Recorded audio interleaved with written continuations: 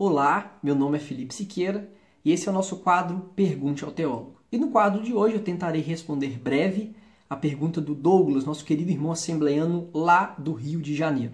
Na verdade, foram 3 perguntas embutidas em uma. Primeira pergunta, o que é depravação total? Segunda pergunta, onde se originou essa doutrina? Terceira, o motivo. O Douglas está começando a ter contato com a teologia reformada, com as doutrinas assim chamadas das doutrinas da graça, os 5 pontos do calvinismo. Na verdade, a depravação total, Douglas, é a primeira doutrina que compõe uma sistemática soteriológica de 5 outras doutrinas, ok? A origem se dá no dia 13 de novembro, na cidade de Dordrecht, na Holanda. Qual foi o motivo de ter acontecido esse sínodo, esse grande encontro? Com a ascensão do arminianismo na Holanda, começou-se a se fazer muitos espantalhos das doutrinas calvinistas, né? Temos aqui os 5 pontos do calvinismo, sendo a depravação total a primeira dessas doutrinas. Então, para dissolver os falatórios, no dia 13 de novembro até o dia 9 de maio de 1619, nesses quase 2 anos, aconteceu esse grande concílio. Houve grandes estudos, grandes sistemáticas, e fica compilado sistematicamente os 5 pontos do calvinismo. Como eu disse, a depravação total sendo a primeira dessas doutrinas. O que é a depravação total? Basicamente, a depravação total é a doutrina que ensina que, espiritualmente, o homem fica impossibilitado de ir livremente até Deus. Ou seja, o pecado, aí eu vou citar aqui a teologia sistemática de Berkhoff, a posição reformada em relação à natureza do homem é: o homem é feito à imagem e semelhança de Deus. Antes da queda e depois da queda. O pecado, os prazeres mundanos e nem o próprio diabo tem o poder de mexer na estrutura da natureza humana. Entretanto, o pecado, juntamente com o diabo e os prazeres da carne, né, o pecado, mudou a funcionalidade dessa natureza. Uma natureza que foi feita para adorar a Deus o tempo todo em verdade perfeita, santidade perfeita e conhecimento perfeito, agora não consegue nem sequer ir até Deus. Por que não vai? Por causa do pecado.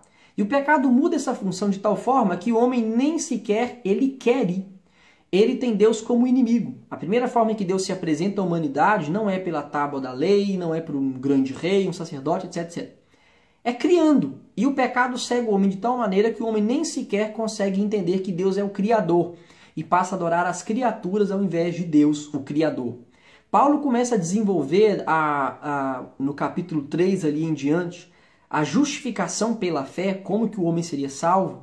O apóstolo Paulo ele deixa claro ali na metade do capítulo 3 que o homem, Paulo vai pegar porções dos mesmos escritos do rei Davi, que fala da mesma coisa, mas agora Paulo vem sistematizando o que Davi queria dizer, onde ele diz que o homem não quer Deus, que o homem não procura Deus, que o homem é inimigo de Deus, e que não há um justo sequer. Justo no sentido de o homem nascer sem estar no pecado.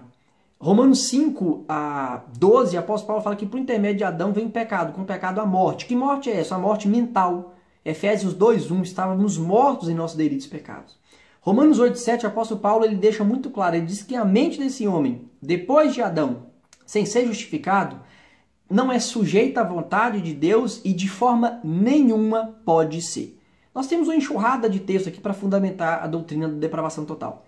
Mas Romanos 7 é um texto que Paulo diz que o homem fica livre da lei. Romanos 6 fica livre do pecado. Romanos 7 livre da lei. O apóstolo Paulo fala que pela primeira vez na história da humanidade, Deus ele dá ao povo de Israel de fato o que ele queria e o que ele não queria. Ou seja, o decálogo, as 10 leis.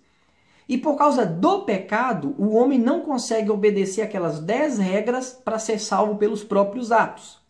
E o que impossibilita o homem de cumprir a vontade de Deus por intermédio do decálogo e ser salvo pelos próprios atos? Paulo vai dizer assim, olha, por causa do pecado. O versículo 7, por exemplo, e 8, Paulo fala, olha, se não fosse, e o 9, se não fosse por causa do pecado, eu conseguiria ser salvo. Porque Paulo diz assim, olha, vindo o mandamento por intermédio do pecado, eu morri. Paulo vai dizer em outros versículos, 19, por exemplo, 18, 19, ele vai dizer assim, olha, o querer o bem até está em mim, mas o pecado não permita com que eu execute esse bem. Ou seja, o bem é a lei. O bem está ali. E Paulo se coloca na condição de um judeu, antes de ser salvo por Cristo, né, tentando ser salvo pelas próprias obras, cumprindo a lei, O apóstolo Paulo ele vai dizer assim, olha, o judeu sabe que a lei é boa, porque Paulo vai dizer, a lei é ruim?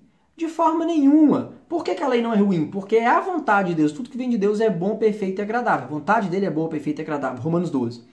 Então a lei é boa, mas o que faz a lei ser ruim para o homem? Não é a lei em si, mas é um elemento chamado pecado. Porque o homem percebia que a lei é boa, ou seja, o querer fazer o bem está em mim. Querer cumprir a lei estava no judeu, tentando ser salvo pelas próprias obras.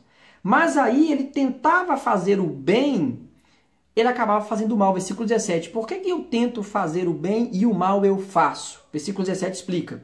Porque o pecado que habita em mim me impossibilita de fazer. É por isso que Cristo teve que vir como aí um segundo Adão, Paulo faz esse comparativo, e tem que cumprir toda a vontade de Deus, se tornando apto para morrer pelos demais. Porque se o primeiro Adão era perfeito, pecou em estado de perfeição, agora o segundo homem deveria também morrer no estado de perfeição como o primeiro Adão.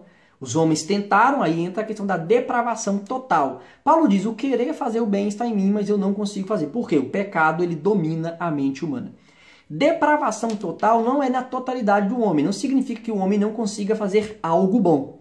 Depravação total significa que o homem foi depravado na existencialidade. Todos os homens pecaram. Por mais que eu consiga fazer um ato de bondade, o homem ele é capaz de fazer as coisas mais nobres e as coisas mais terríveis. Por exemplo, o homem que cria o hospital é o homem que cria doenças químicas, é o homem que cria armas, é o homem e mata com elas, é o homem que criou os campos de concentração, as câmaras de gás, ou seja, o homem até consegue fazer alguma coisa boa. A depravação não é na sua totalidade, é na existencialidade no que se refere que, mesmo conseguindo fazer algumas coisas nobres, o bem espiritual de ser salvo, de ir até Deus porque quer, é impossível. Então a depravação é no sentido de o homem espiritualmente está morto, delito e pecado, Efésios 2:1. E ele nunca tem a sua liberdade de ir até Deus. Ele não vai porque o pecado não deixa.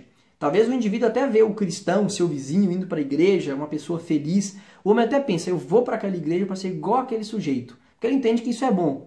Ele até vai por ele mesmo, mas ele não consegue firmar. Ele só consegue firmar não por uma fé cultural ou experiencial, mas por uma fé salvífica. É somente Deus que atrai esse homem, porque ele está morto em seu delito e pecado. Depravação total é isso, é estar morto.